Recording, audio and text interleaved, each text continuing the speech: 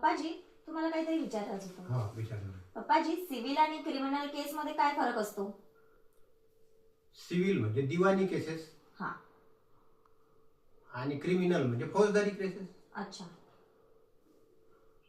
म्हणजे जे व्यवहाराच्या ज्या केसेस आहे आपल्या हा. त्या दिवाणीमध्ये येते, त्याला सिव्हिल केसेस म्हणतो आपण. हा.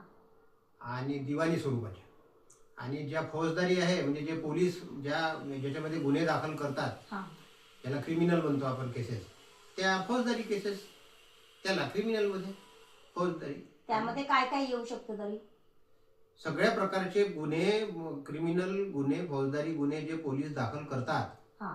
ते सगळे, जसं मारापिटी वगैरे ते सगळं आलं त्याच्यात. हो. ओके. तर ते फौजदारी स्वरूपाचे गुन्हे क्रिमिनल केसेस. आणि सिव्हिल मध्ये काय काय येणार? सिव्हिल मध्ये सगळे तुमचे दिवाणी स्वरूपाचे प्रॉपर्टीचे, रिकव्हरीचे हा.